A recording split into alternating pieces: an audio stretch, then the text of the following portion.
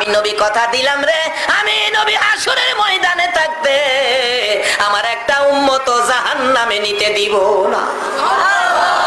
এই দরুদি নবীর পক্ষে থাকতে আপনারা রাজি আছেন কিনা? আমার আল্লাহ বন্ধুর ব্যথা দেখে বারবার আমার আল্লাহ বলতেন, বন্ধু গো এত ব্যথাই তুমি ব্যতীত কেন?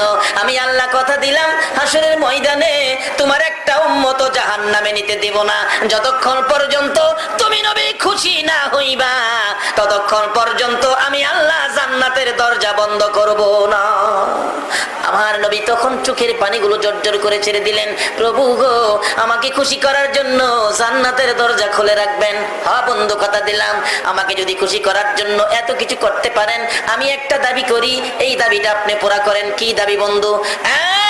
প্রভু হাসরের ময়দানে আমার উম্মতের গুনার খাতাগুলো আমি নবীর হাতে দিলে আমি খুশি হইব।